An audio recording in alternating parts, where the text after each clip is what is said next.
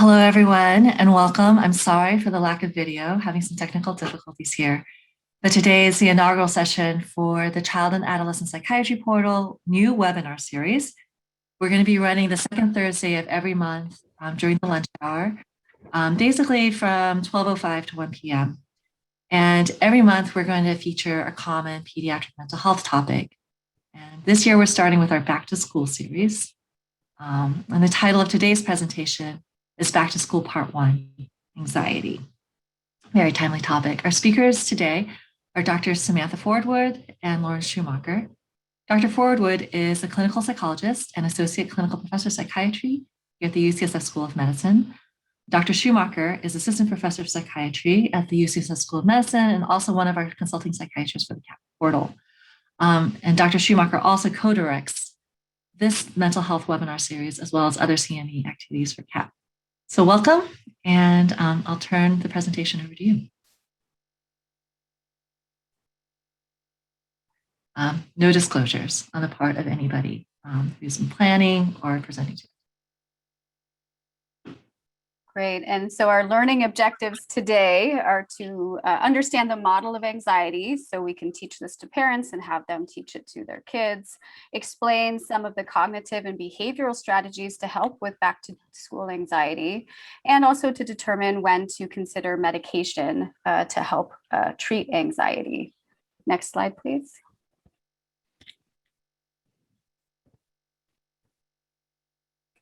So there have been big changes over the past few months, as we all know, in terms of COVID and restrictions and activities, and the relatively high vaccination rates for people over age 12 in the Bay Area have really helped open things up. And as we all know, California opened up in mid-June. Most day and sleepaway camps are open this summer, and hopefully the vaccine for kids under 12 will be available in the fall. So depending on the COVID landscape, variants, local case vaccination rates, it's possible that recommendations for going back to school may differ or change from what we talk about today. And as of right now, in California, schools are planning to be open, or most schools are planning to be open for the fall for full in-person instruction. And the goal for most kids, again, not necessarily for everyone, but for most kids, is to be back in school, engaging with their peers. And we can start getting kids and their parents ready for going back to school now. For many kids and parents, the return to in-person activities this summer has been really welcomed and has been a positive experience. Some may have felt some anxiety about doing more things in person, and as they got used to it, realized or remembered the benefits of hanging out with friends and have been having fun. But some have continued to feel more anxious, and these kids may also be feeling nervous about going back to school in the fall. So just as it took a while to get used to a pretty restricted lifestyle that we all were experiencing over the past 18 months, it may take some time to get used to a less restricted world as well. And for kids who are not yet eligible for the COVID vaccine, this transition may be especially anxiety provoking, well, for their parents as well. Next slide, please. There's different ways that anxiety may be showing up for kids and parents right now, and some concerns are related to COVID risk, particularly for those who can't be vaccinated yet. Some kids may feel anxiety about being apart from their parents after being home with them for over a year. Kids may feel anxious about socializing again, being in big groups, feeling uncomfortable about changes in physical appearance. 18 months is a really long time for kids. And they may also be feeling anxious about schoolwork after being in distance learning for so long. Kids who already went back to school in the spring, even if just part-time, or kids who are engaging in summer activities like camp, they may be feeling less anxious about the return to school in the fall because they've had some exposure and had some practice. When addressing anxiety in kids, it's also helpful and necessary to address anxiety in parents and how parents are experiencing anxiety, how they're modeling returning to in-person activities or talking about the return to school in the fall. This is going to have a big impact on how kids feel and about school and about how they approach it. So talking to parents about what anxiety is and what we can do to manage it can help parents manage their own anxiety in addition to helping their kids. And don't forget that we can feel both anxious and excited at the same time. So it often can help for encourage parents to help their kids identify the things that they feel really excited about in terms of going back to school, in addition to the things that they may be feeling worried about. Next slide, please. So what we're going to talk about today, these are some of the things that we can teach parents, talk about what is anxiety, so some psychoeducation about anxiety, how to validate what our kids are feeling, some cognitive strategies, including cognitive restructuring, how to change physiology that's related to anxiety, and behavioral strategies, and then getting started now. So practicing now, not just waiting until the day before school starts. We have a list of different books and resources, and one of the books there, the author Chansky talks about shrinking the risk and then approaching. So we're really going to want to thinking about shrinking the perception of threat and then teaching how to approach so kids can build a sense of mastery. Next slide, please. So what is anxiety? So while fear is typically described as the emotional response to real or perceived imminent threat, anxiety is more future-oriented and described as anticipation to future threat. And there's a fair amount of overlap between these two states. It's helpful for parents and kids to know that anxiety and fear have a purpose. They're in our genes and they've stuck around throughout evolution for good reasons. They help prepare us for danger, be ready for threat. They help keep us safe. Anxiety tells us to avoid danger, and often the action urge is to run away. This really can be adaptive and effective up to a point. So a little anxiety about a test may help us study, helps get us prepared. A lot of anxiety can lead to procrastination, not being able to think clearly, avoiding the test altogether, avoiding going to school. So anxiety becomes problematic when it is long-lasting, doesn't fit the reality of the situation, and gets in the way of functioning. You can see here the medical definition: an abnormal or overwhelming sense of apprehension and fear, often marked by physical signs, and as well as by doubt concerning the reality and nature of the threat, and by self-doubt about one's capacity to cope. So we can see here that the amount of anxiety is really going to be this difference between the perceived threat and one's perceived ability to cope with that threat. So coming back to the shrink and approach model, we really want to kind of shrink that perception of threat and shrink that difference there to make the anxiety a little bit more manageable. And then we can start approaching it in a step-by-step way. So this is often the target for treatment of anxiety, that discrepancy between the perception of the threat and one's ability to cope. One thing that I think, is often really helpful when talking with kids is finding an analogy to really link anxiety to. So one helpful one can be to think of anxiety as like a fire alarm system. Sometimes this alarm system goes off when there is an actual fire. Oftentimes, the alarm system is sensitive and it's going off, because of some dust, or maybe someone blew out their birthday candles and there's just a little bit of smoke and it set it off. Some of us have more sensitive alarm systems, so there might be a lot of false alarms. And so we really want to teach kids, when does anxiety fit the facts? When does the alarm telling us something that's we really do want to worry about? And when is it a false alarm and we really don't want to listen to it? Next slide, please. So here, just looking at some of the prevalence rates for anxiety disorders in kids and adolescents. And as I said earlier, it becomes more of a disorder when it's excessive, it's sticking around for a long time, it's getting in the way with functioning. And we really don't have to wait for anxiety to be a disorder to address it. So parents can teach skills to their kids, now. We all experience anxiety, we can all benefit from these skills. Next slide, please. So a little bit about school refusal behavior. This is defined as child-motivated refusal to attend school and or to remain in class for the entire day. And there's really a wide range of what school refusal behavior can look like in terms of severity. The transition years are often problematic for school refusal behavior. So the start of elementary school, start of middle school, start of high school, changes to new schools can also set off school refusal behavior, and time out of school for different reasons is another risk factor. So thinking about all of this, I can really see how there's implications for this fall, given the impact of COVID on schools last year. School refusal behavior is not a diagnosis, and it's not always linked to anxiety. So oftentimes it is. Some school refusal is due to feeling anxious about being at school, just in general. So generalized anxiety disorder, separation anxiety disorder would be two diagnoses that would fit there. There can also be anxiety about just social situations and avoiding school to avoid social things. So we could think about social anxiety disorder showing up there.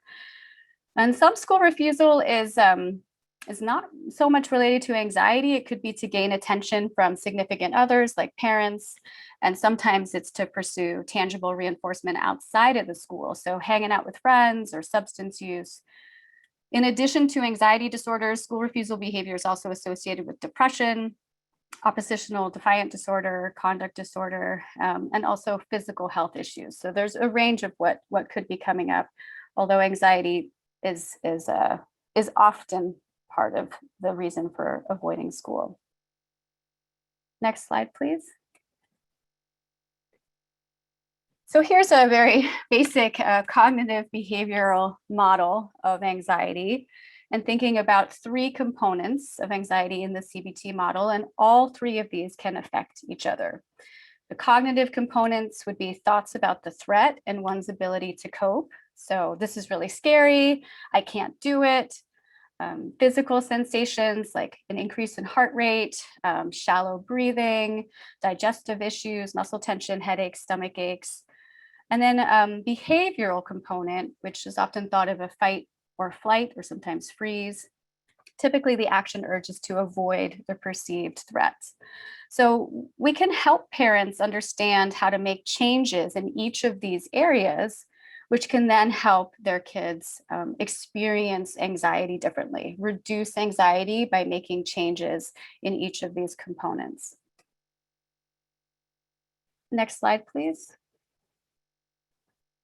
So CBT, cognitive behavior therapy, is a well-established treatment for anxiety in adults and in youth. It's time limited, and sometimes the course is 12 sessions and can make a really big difference in just a short amount of time. Would want to help parents, if they are going to look for a therapist, to make sure that the person is including both the behavioral components, which we're going to talk about later, and the cognitive components of therapy. Is actually really doing CBT. And the Association of Behavioral and Cognitive Therapies, ABCT, has a Find a Therapist link on their website, and it's a good place to start. Next slide, please. Okay, so we can do one more click there. We got the cycle. All right, so before we talk about how to address anxiety, let's take a look first at how anxiety works. So acting on anxiety and the urge to avoid is effective when the anxiety fits the facts, as this keeps us safe from actual danger. Oops, hang on one second. And if you can click one more, please. Thank you. So looking at the example on the left, so in the spring of 2020, when the shelter-in-place order first went into effect, we had really limited knowledge about coronavirus. We did know that it was making some people very sick, was potentially lethal, and that it was spreading. So thoughts that the virus was dangerous did fit the facts, so as did feeling anxiety about it. Acting on the urge to avoid the virus by staying home was the most effective thing to do. And this behavioral choice was praised, rewarded, reinforced in so many ways. And this behavioral choice was rewarded and reinforced for months and months and months. The situation has changed a little bit now. And when anxiety does not fit the facts because the perceived threat is not actually dangerous, then acting on the anxiety by avoiding is not effective, because then we avoid doing things that are actually safe. The anxiety ends up sticking around and it gets in the way of us living our lives, keeping us stuck. Next slide, not next slide, one more click, please. There we go. So if we look at this example on the right about feeling anxious about returning to in-person activities this summer and fall, the thoughts about engaging in these activities may be that there is a dangerous threat, that I'm not safe, this isn't safe to be here, to go out. And this leads to feeling anxious physically and emotionally, and you'll have the urge to avoid. By acting on the avoidance and staying home, you feel a sense of relief in the short term, which then continues to reinforce the choice to avoid because you get that sense of relief. The cycle continues, making it harder and harder to engage in social activities and actually prove the anxiety wrong. So I think this is what we're facing now. Is the emotions, physical sensations, and action urges to avoid may really be identical to what we experienced at the start of the pandemic. And it can be really hard to tell the difference between objectively safe and not safe situations, particularly with something like COVID, when there has been so much uncertainty. Right now, in areas with high vaccination rates and low case rates, with proper mask and social distancing requirements in place, going back to school is being seen as, right now, a relatively overall safe thing for kids to do this fall. And given how much reinforcement of anxiety has gone on for so many months, it really may take some time for some kids to kind of learn a new way of being and adjust to this new normal. Next slide, please. So we've talked a little bit about what anxiety is, the model of the CBT model for anxiety, why we have anxiety and why it might be hard right now why we might be having so much anxiety right now about in-person activities, given what we've been through over the past year. So an important skill is validation. And we can teach parents how to validate what their child is thinking and feeling and experiencing. Validation is a key strategy for emotion regulation and for communication, and it communicates to another person or to yourself that their experience makes sense. So validation is empathy or feeling with someone plus communication of that empathy. And validation doesn't solve the problem or change a situation, but it does help people feel better, feel seen, understood, feel like they aren't alone. And through the use of validation, parents can encourage more communication and increase their understanding of what's really going on. Because in order to solve a problem, we first need to know what the problem is. So by validating what our kids are going through, we can understand more what they're really feeling anxious about, what's really getting in the way.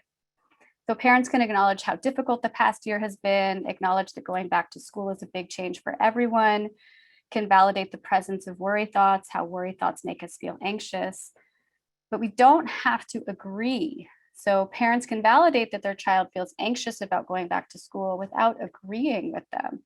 We can validate that our child wants to stay home because they feel anxious and don't have to agree that avoiding school or social activities is the best solution, and that there are other more effective ways to address anxiety, which we'll talk about now.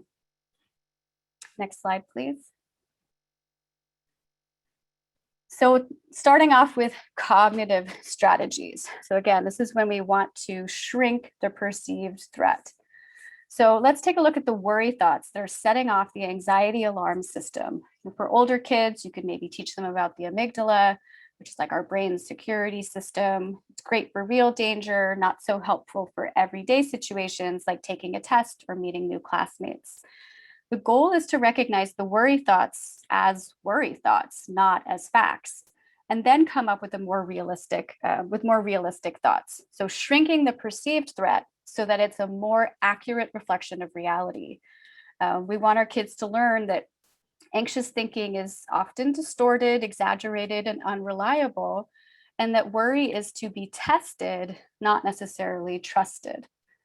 So helping parents come up with ways to help our kids label the worry and anxiety as, the worry bug or worry brain or protector brain. This provides some distance between the person and the anxiety or the worry. And this can help kids see the worry thoughts as a hypothesis to be tested, not as the definitive answer. So parents can ask questions like, what is your worry saying to you, to identify the thoughts that are coming from worry or anxiety? Then can ask questions like, do you really think that's true? Why or why not? Next, we want to identify what our thinking brain or wise mind or the detective has to say about the situation and encourage the skill of checking the facts and see the situation from another more fact-based perspective. So parents can say something like, okay, so your worry is saying that you won't have any friends at school. What do you really think will happen at school? And why? Can ask prompting questions, reminding kids about times in the past when they felt anxious and then discovered that it was okay. So you really want to help parents ask questions and figure things out together with their child rather than just telling their child not to worry. Over time, kids can see that the worry is the problem rather than the feared situation, whether that be returning to school, going to a social event, or petting a dog.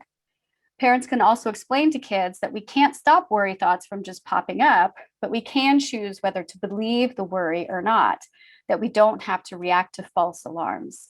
So we want to recognize that this is our brain's alarm system being overly sensitive or reactive. So again, one of the authors refers this in one of the books we have listed at the end, refers this to teaching kids to think twice, to challenge the automatic worry thoughts and build in a more realistic reaction. Also, this can be 2-track thinking with a worry track and a truth track, and kids can learn that they have a choice in how they think about things. Next slide, please. So these are some common thinking mistakes, and parents can help kids identify common tricks that worry might play on us. So all or nothing thinking, like I always mess up when I talk in class. You can ask, is it really always or is it really never? Can you think of some times when that wasn't true? And change to sometimes or once in a while. So, okay, well, sometimes once in a while I mess up when I talk in class, and most of the time it's okay. And this helps reduce the perceived threat, make it more realistic. Catastrophizing, identifying the what ifs, labeling future thoughts as catastrophizing or fortune telling, so we don't automatically just believe them. And giving these worry patterns a name, really can help kids see what is coming from worry versus what is it that's coming more from their thinking brain. Next slide, please. Going back to the CBT model, there are also skills that we can use to address the physical symptoms of anxiety. We can teach kids that when our internal security system is activated, even when it's a false alarm, our bodies go into fight or flight mode and get physically ready for danger. So kids might feel their heart beating faster, or they might feel out of breath. They may feel dizzy or trembly, get a headache or stomach ache. And when the body's alarm system is mobilized, without any immediate threat, you have anxiety. So it's important for kids to notice and for parents to recognize that these physical sensations are just part of our alarm response. And often this is happening as part of a false alarm, meaning there's nothing really dangerous going on. So parents can ask, where do you feel worry? Where is worry hiding? And identify the sensations as part of the anxiety reaction. So it's just our body getting ready to run away or to fight danger. And since it's a false alarm, we don't need it to. So when we're in a state of physiological arousal, we can't think clearly or act effectively. So we want to change our physiology by activating the parasympathetic nervous system and cooling off the fight-flight response, so we can think more clearly, take more effective action. So one way it would be through changing our breathing. So teaching kids how to breathe from their diaphragm, teaching kids how to do a slow exhale. You can Google Sesame Street and Elmo, learn about belly breathing. Can teach kids about box breathing. So in for 4, hold for 4, out for 4, hold for 4. There's also progressive muscle relaxation, You can tighten and release different areas of the body to promote a state of physical relaxation. There's also ice diving, or the mammalian dive reflex, dunking your face, covering this part of your eyes in cold ice water to slow down heart rate and breathing. You can do this in really fun ways. And then also getting active, engaging in exercise, having a dance party, moving around, that can also help change our physiology and reduce anxiety. Next slide, please. So like I was saying earlier, before we can take effective action, we really want to know what the problem is. So there are many possible reasons for why a child may be feeling anxious about going back to school. Could be separating from parents, could be social, could be anxiety about a specific class or assignment, could be COVID related. So you really want to try and get specific, and parents can ask questions like, what makes going to school so hard? And they can make a pie chart with their child, work together, and identify the bigger pieces of the anxiety pie.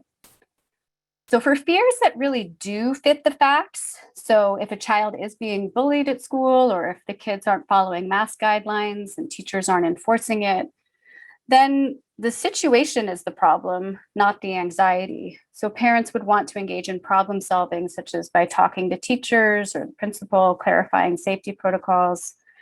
More often than not, the anxiety does not fit the facts, and parents will want to help their child approach rather than avoid the situation. Next slide, please. So as we discussed with cognitive strategies, we want to first shrink or reduce the perceived threat through fact-checking and two-track thinking, coming up with more realistic interpretations.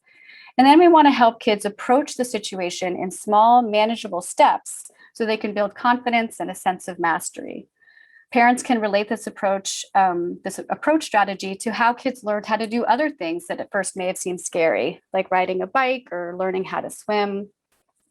Parents can develop an exposure hierarchy with their child so they can approach a feared situation in manageable steps by doing courage challenges. You can rate the steps with a fear thermometer on a 0 to 10 scale, start where it's difficult and still doable. So picking a starting point that has a relatively high likelihood of success and is still challenging, and can include different types of exposures. Next slide, please. So here's an example from the pie earlier. We talked, it was really being apart from parents. That was the biggest piece of the anxiety pie. So here's an example of different steps that you could have on your exposure hierarchy. Remember that you want to do these exposure activities or courage challenges frequently and repeat them multiple times. And ideally, the anxiety rating would decrease for each step after doing it a few times, and then you can move up to the next step. You can include rewards along the way. And keep in mind that anxiety may increase when we first start to approach, and that it will go back down. If a step is too difficult, modify it by adjusting the length of time, who the activity is with, the time of day, etc., and find something to reinforce in each activity, really wanting to shape progress towards being, in this case, apart from parents, step by step. Next slide, please. So many benefits to exposure. By approaching previously feared situations, kids get to actually experience that the situation is safe. They're not just being told that it's safe, they get to see it for themselves. They get additional evidence that their worry thoughts are wrong, so weakening the worry bug, or weakening that worry track, and strengthening their wise mind or detective brain, really strengthening that reality track or truth track. They learn that even if anxiety goes up when they start to approach, it will go back down, and that it gets lower each time they approach rather than avoid. They realize that they can tolerate uncertainty, and that their ability to handle unfamiliar situations is actually quite strong. And then the difference between the perceived threat and their perceived ability to cope becomes smaller and smaller. So the anxiety gets smaller and smaller. Also, exposures are really often not easy to do, and it can be hard for parents to resist the urge to rescue their child when their anxiety rises. But escaping and avoiding just reinforces the message that the activity is dangerous and that the child can't cope. So it's super important for parents to not model anxious behavior and instead be empathetic, encouraging, and matter of fact about the activity. So saying something like, I know that worry is telling you that this is scary, and I know you really want to do a sleepover one day. So let's keep going with this courage challenge for 5 more minutes. Next slide, please. So a little bit about reinforcement really quickly. Behaviors that are rewarded are likely to happen again. So we really want parents to focus on rewarding the approach behaviors and anything in that direction. So shaping that, so using validation, praise, high fives, stickers, or points they can save up for bigger rewards. Avoiding situations is reinforced through negative reinforcement because it provides immediate relief, and reassurance can also reinforce anxiety. So if parents are constantly reassuring their child, don't worry, nothing bad will happen, everything will be fine. If the kid is still feeling anxious, then reassurance is not working and may actually be maintaining the anxiety. So it's only providing short-term relief. So rather than say, I promise that nothing bad will happen, it's likely more effective for parents to ask, what is worry saying will happen? And engage in the cognitive restructuring to shrink the risk and then approach step by step.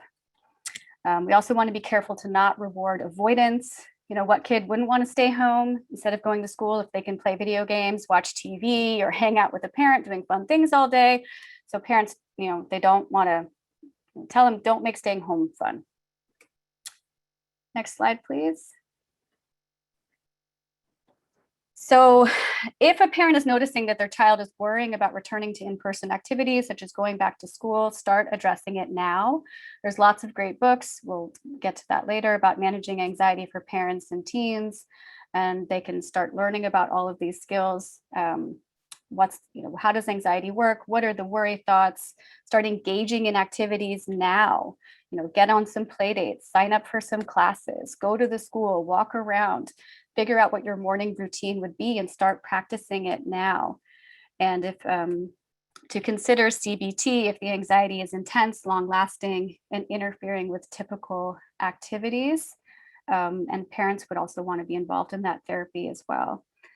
You may want to consider medication if the anxiety is sticking around and if therapy alone is not helping. And Dr. Schumacher will talk about that part now.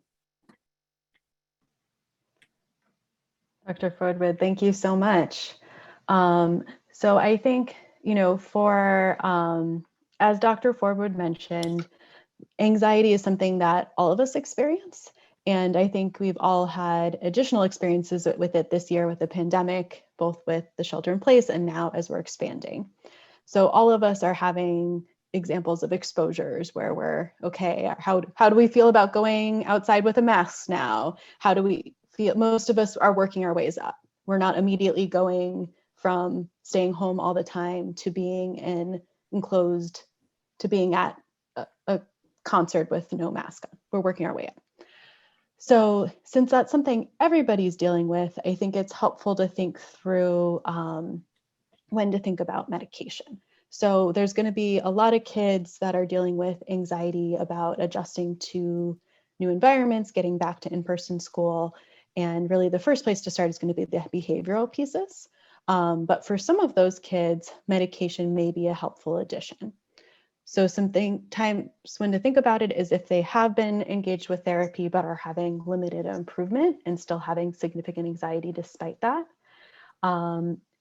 It's sometimes something to think about if the anxiety is especially severe. I think this, especially with kids that had not necessarily who the anxiety is a new situation with COVID, but a kid has been dealing with anxiety for a longer term period. And then in addition to that is now having anxiety related to getting back to school.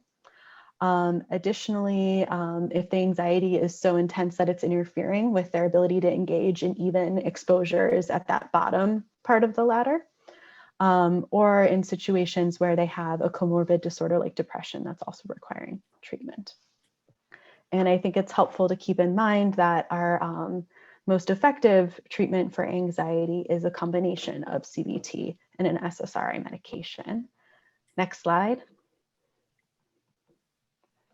And that comes from the CAM trial, which was a study that looked at almost 500 7 to 17-year-olds with various anxiety disorders who were randomized to either CBT alone, treatment with sertraline, a combination, or placebo. And they found that all the therapies were superior to placebo, but the combination therapy was superior to either CBT or sertraline alone. Next slide. So in those kids where they've got very significant anxiety, they may have been working on behavioral strategies, but only having limited benefit, and you're thinking about starting an SSRI, generally the ones we think about first are sertraline, fluoxetine, and escitalopram.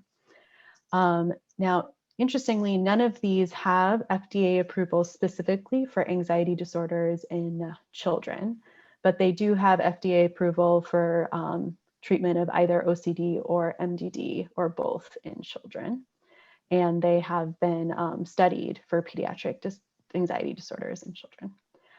And they're generally pretty effective. A large meta-analysis that looked at use of SSRIs for pediatric anxiety found a number needed to treat of 3. So they can be pretty helpful. Generally, we don't have data that suggests that one SSRI is superior to another. So they're all reasonable options to start with. Some things to consider are if a family member has done particularly well with a specific SSRI medication, we'll generally start with that one for the patient as well.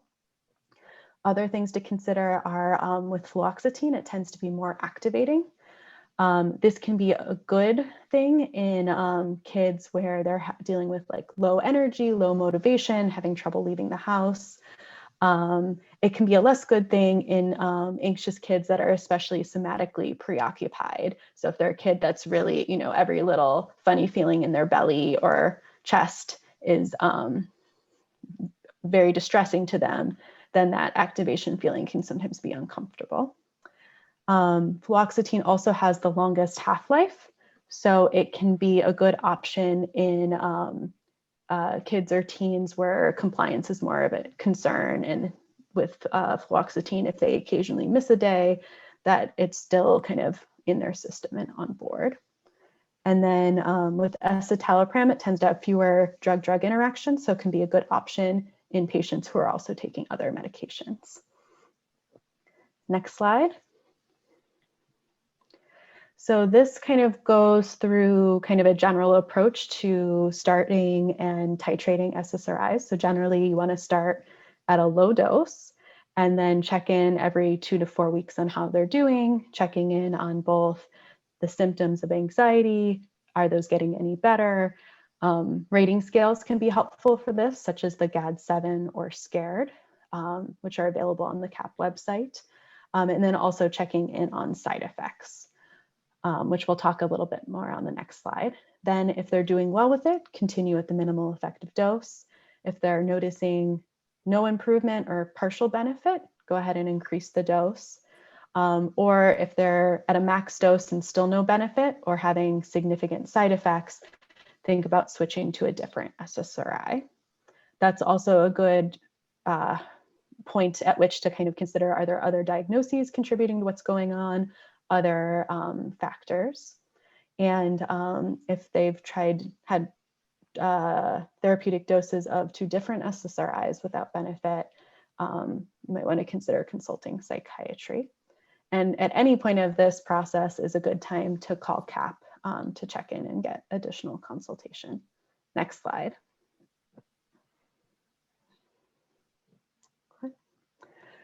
So some of the most common side effects include gastrointestinal discomfort, headache, sleep issues, and restlessness. And one of the challenges with SSRIs is kind of for all of these tend to be things we mostly see when people are starting medication or increasing the dose. And they actually generally tend to get better as people's bodies get used to and adjust the medication. However, on the other hand, they may see some benefit in the first couple of weeks, but we don't tend to see full benefit from an SSRI in terms of treatment of anxiety or depression until 4 to 6 weeks.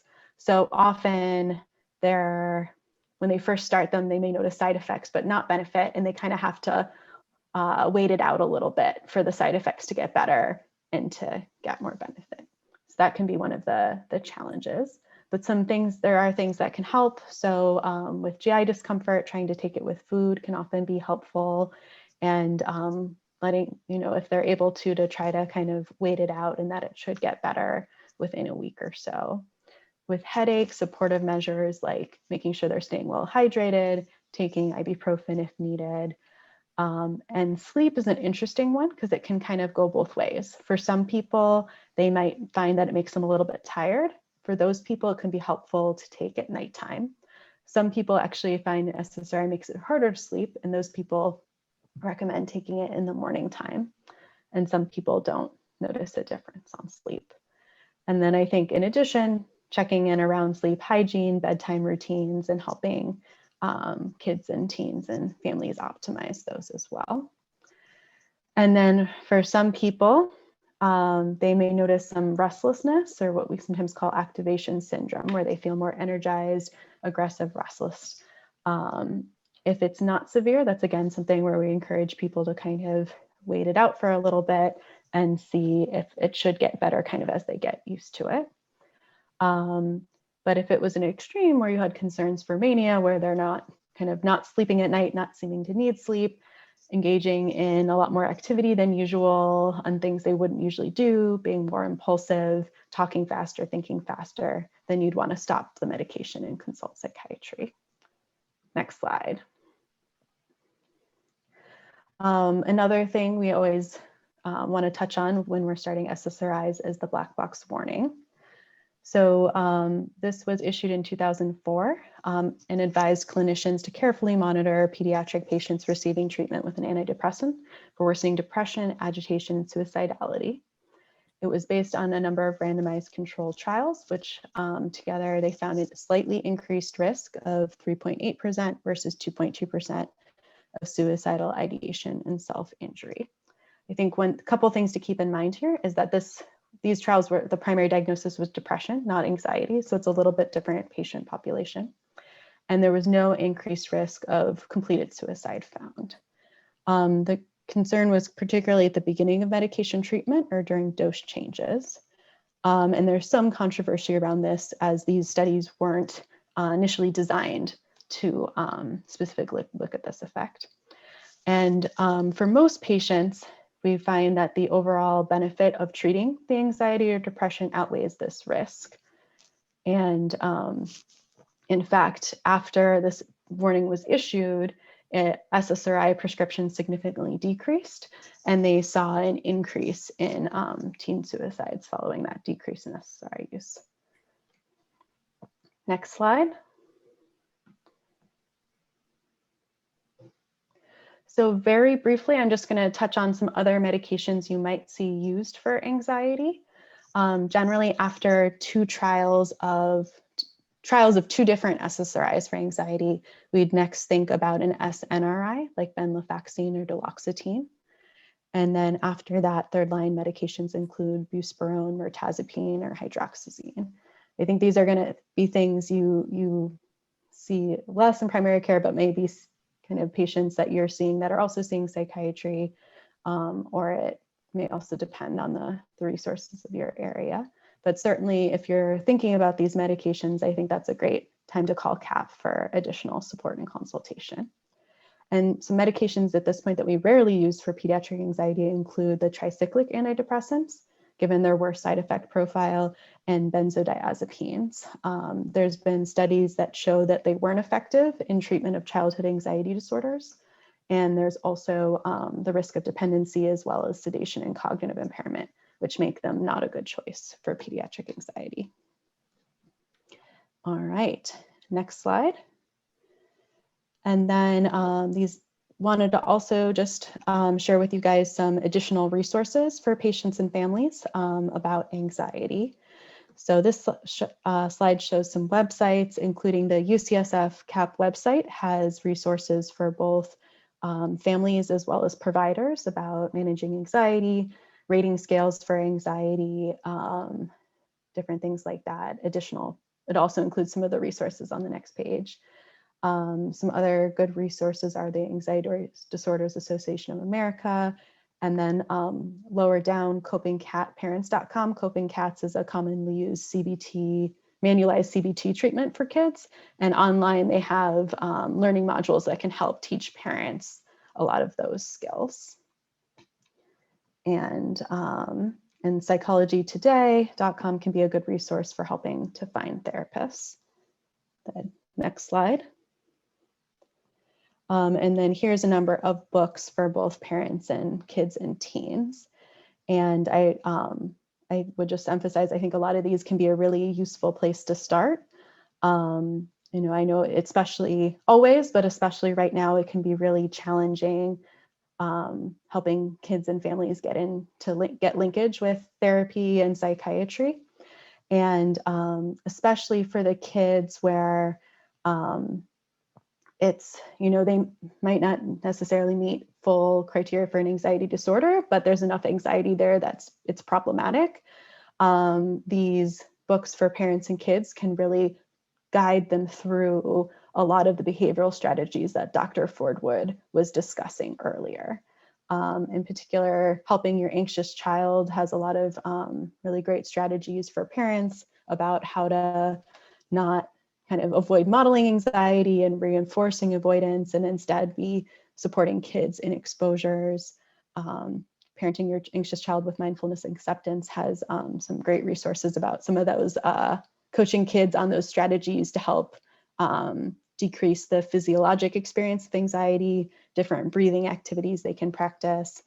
And I'll highlight for kids what to do when you worry too much, which is pictured on the slide, is a great it's a workbook geared towards kids that really coaches them through the process of starting to identify anxiety and how to help cope with it. And I'm also Dr. Fordwood, I don't know if there's any others you particularly want to highlight. I think freeing your child from anxiety, the second one there, I think that's also really, easy to read and lots of great, language ideas. And then Jennifer Shannon's books for teenagers and young adults have gone over well, and people find those to be helpful.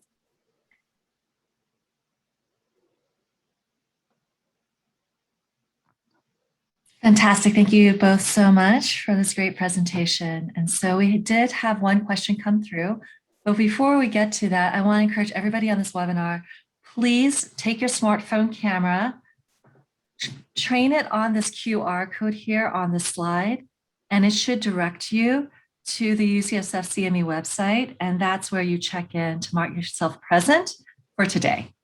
And that's how we keep track of attendance for this webinar series. So please do that now as we're talking about this question. The question that came in was curious about the starting doses of SSRIs, thinking maybe half doses for a few days before increasing. SSRIs always struck me as being more potent than we anticipate, and lower doses can avoid a negative response and hesitancy. And Dr. Schumacher, I'd like to direct this question to you. Yes, I would say I think that is definitely a reasonable approach to take, and one I'll often do. So, I think for instance, fluoxetine, I'll often start at 5 milligrams, especially with younger or smaller kids before moving up to 10 milligrams. And I think it also, can be, especially with anxious kids and parents, often they're very anxious about side effects. So I think taking a starting low and going slow approach makes a lot of sense in this patient population. Thank you. Next question. How long is it reasonable to monitor restlessness as a side effect of an SSRI? So I think part of it, a lot of it with both the side effect of restlessness and other side effects as well, depends on the intensity of that side effect. So if it's pretty severe restlessness where they're feeling like they can't sit still, they're feeling very uncomfortable, I would, either stop it at that point or just do it a couple days to see if it gets better. But it really ends up, kind of how long to watch it often ends up being a joint decision with the patient and family of, is this something you can tolerate for a couple of days to see if it gets better, or is this too unpleasant to stick out? I would say if it is something where they are able to stick it out a little bit longer, if it's something that it's still after a week or two is still there and kind of moderately annoying, then I think I would think about making a switch at that point. Wonderful. Thank you so much again, Dr. Schumacher and Fordwood. And we're at the end of our time for today. Just a quick reminder, if you haven't scanned this, I'll leave this on just for a little bit longer so you can scan this, mark yourself present. We will be back the second Thursday of August for our next talk.